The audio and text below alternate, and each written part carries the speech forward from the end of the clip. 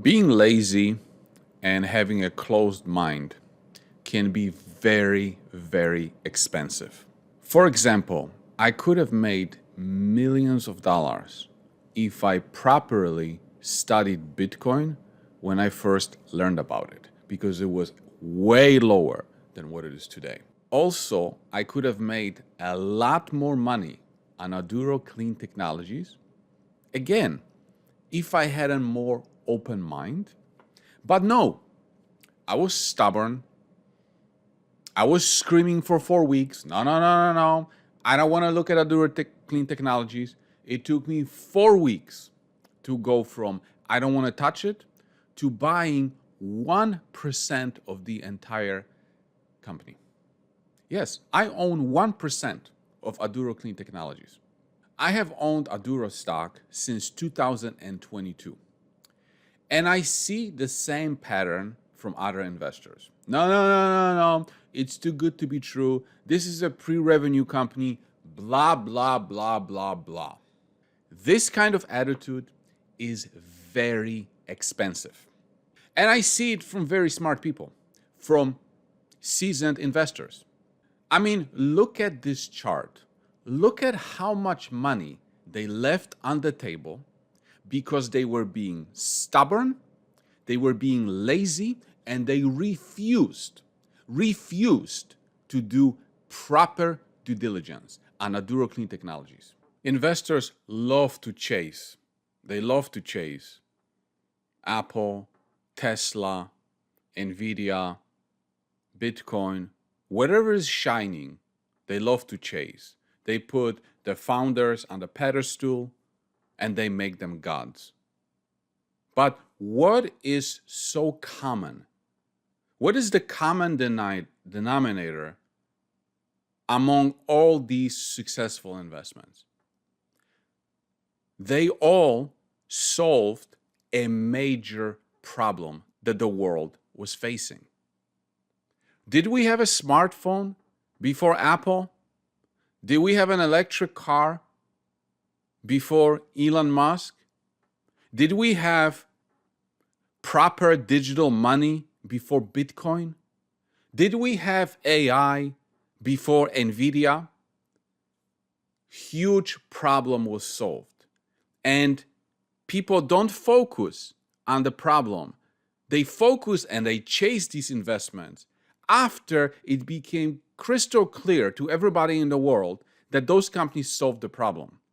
But the biggest money is made to be able to identify the problem, own the solution before everybody else and their brother knows about it. That's how the biggest money is made.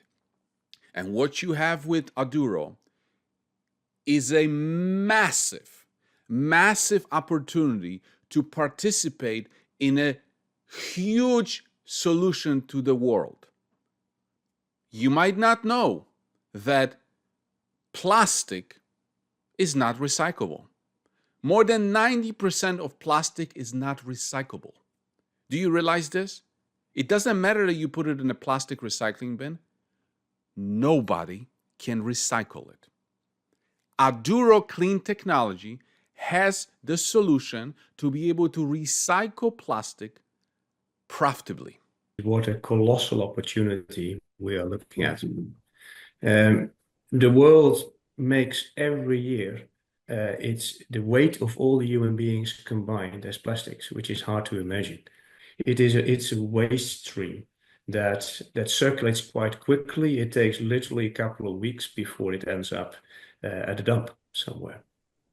And this is the sort of thing that we tackle to convert back to the loop, back into a feedstock.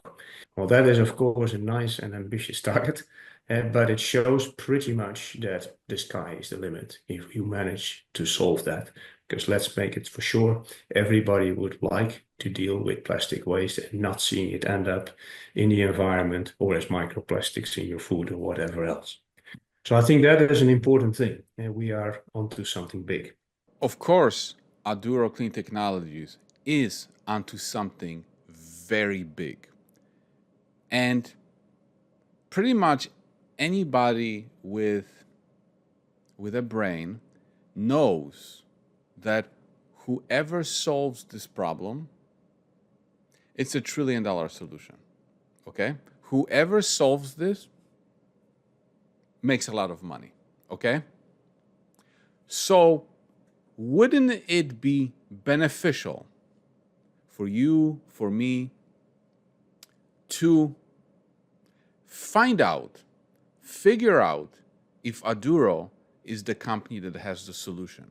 Wouldn't it benefit you to find out instead of saying, no, no, no, no, it's not possible? Find out.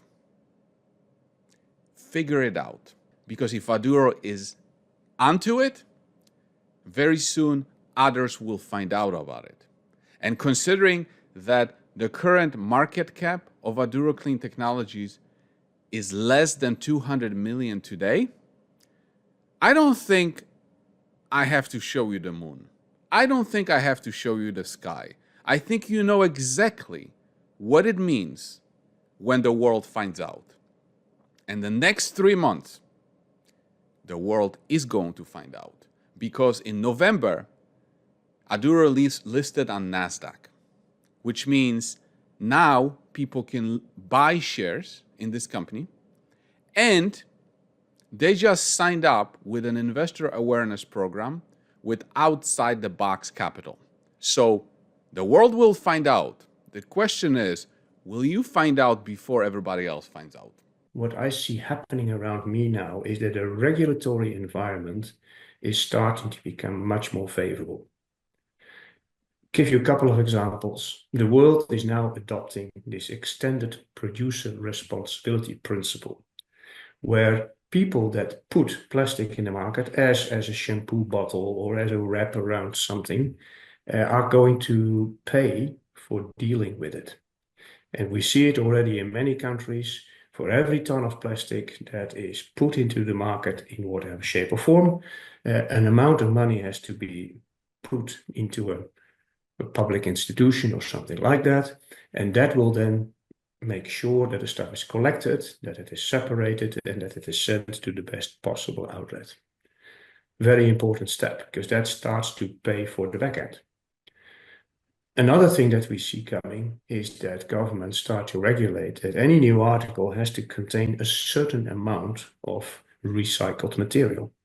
That is very important as well, because that means in the end of the day that everybody in the chain, and especially those people that produce those plastics in the first place, have to secure a circular carbon. They have to find it. And that means that they will come to the likes of us and say, do you have a way for me to get waste that I collect into a meaningful form? Very important step. On the other hand, we also see that this work is challenged, and especially by virgin plastic from petrochemical sources being available at extremely low prices. And that I find a normal thing. Yeah, of course, there is a market outside that you have to compete with, and you will have to answer and say, well, can I actually offer this at competing prices? And that is where some of the recycling players have answers to give that they can't. What is very important is that you cannot pay for recycling and circularity with good intentions. You should be able to pay for it with honest dollars. And that is what we are actually very well positioned for.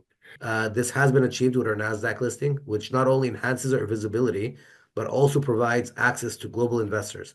And that's something that we found challenging in the past. Being a CSE listed company, we had so many meetings really with European investors, with fund managers across the border in the US, all of whom were very much challenged to buy the stock on the CSE. So by being on a top tier listing on the NASDAQ, we've unlocked quite a bit of potential there in unlocking quite a bit of access to our investor base that really liked the story, but was unable to really join on board and buy the stock. We have an ability to take more dirty feedstocks in and to kick out a better product. So I would like to look at that piece that starts at a garbage bin and that ends at a cracker, which is where the chemical companies stuff our stuff. To begin with, in a conventional plant like a pyrolysis plant, you are going to have to do some pre-treatment if the garbage comes in, because it is not so forgiving towards certain contaminants. That means you have to have a sorting operation, that you will be generating a reject stream that have to find a home for, that you will have personnel to run that thing, CapEx and OpEx. On the back end, the product that is coming out of a pyrolysis unit or a similar unit will need considerable after treatment. And I will save you the technical background, but you do have to subject it to a process called hydrotreating.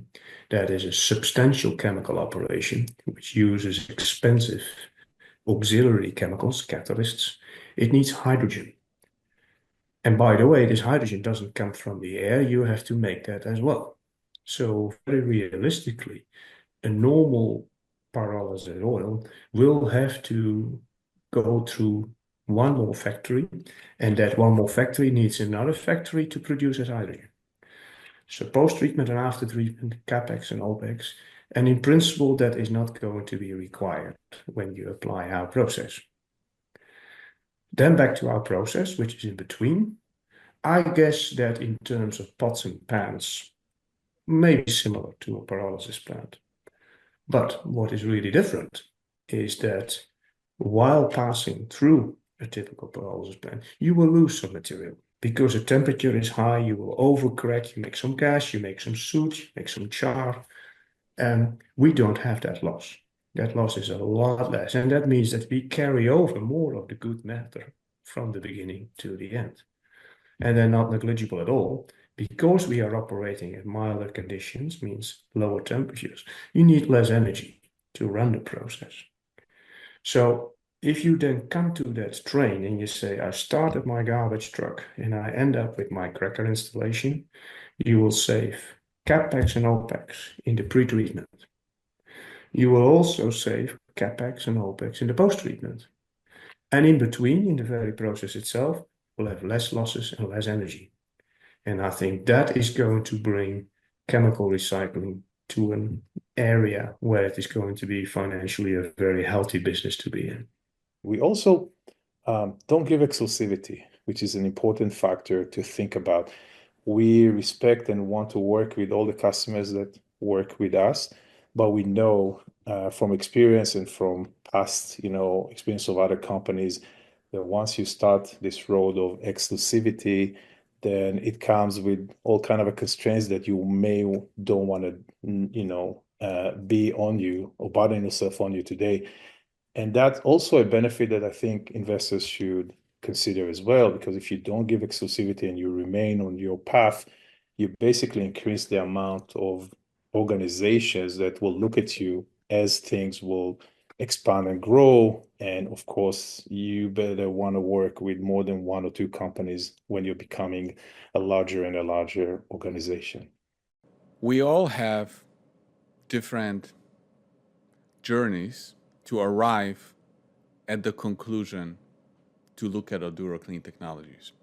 Now, some of us stay skeptical and we never become shareholders, which is fine. Unfortunately, then we look at the stock price that continues to go up and we feel the pain. But then there are those of us who were skeptical at the beginning. And then after we did our proper due diligence, we realized, oh my God, this is going to change the world and we need to become shareholders. Now, I want to show you the path that Kyle, which is has a YouTube channel, passive income investor, that went through. Because at the beginning, he wasn't sold. Because he didn't do his proper due diligence. And also, the company didn't do enough to convince him yet. And finally, he arrived to the conclusion and he became a shareholder. Unfortunately, after the stock went up 200%, but now I want to play you a clip of what he has to say about Aduro Clean Technologies. And after this, it's up to you to decide if you want to take the next step and do proper due diligence on Aduro Clean Technologies. I have a deep affection for small cap companies to some extent, which a lot of people don't because of the risk, and I get it, but most of my biggest gains have come from small cap companies. And there's one right now that I like a lot. It's called Aduro Clean Technologies, and they just basically have a technology to reconvert plastic back into oil in the simplest of sense. But it's crazy because like nobody even knows this technology exists, and over 90% of plastic you throw in the bin ends up in a landfill, regardless of cycling. And that little recycling thing you see on plastic bottles isn't always a recycling logo. Usually it's just it's the arrows with a number in it, and that number dictates what kind of plastic it is. But all these big companies, Waste Management, Waste Connection, you name it, even like Procter & Gamble, I think the next, probably the leader in the space from market cap potential is Pure Cycle, and they're, I think, mostly owned by Procter & Gamble, and they're building a facility now, and their stock started to blow up. But Aduro has much more malleability with their technology, so they can convert a lot more different forms of plastic, whereas their competitors are kind of stuck to a very clean, very refined version of plastic. So essentially the idea is you could literally take plastic out of the ocean, turn it back into oil, and make it profitable, which is, there's never been an incentive structure behind recycling in history. Right. Like we're talking about the changing of literally like, I know every major waste company is paying attention to it right now. Everyone, and nobody even knows it exists. So I'm like super excited for it, but obviously it's pre-revenue. They've got like, I think 10 clients that are all 40 billion, or not, they're test clients. They're testing out their technology at like scale for some of these guys and starting to figure out, hey, if this is going to work, let's use it. So they have 10 companies that are all $40 billion plus market caps, which really puts into perspective like, Yeah. Sorry. So what do they turn the plastic into? a reusable oil that can be reused for new plastics or whatever, Wow, whatever. okay. Yeah. So they're working with oil companies too, because they can upgrade heavier fuels to lighter fuels. They have a few verticals, but obviously the plastic is probably one of the most intriguing. And again, they're doing a lot, and I don't think people understand. It's kind of blown up, stocks up quite a little bit over the year, but it's just because they have so much interest from so many mega cap companies.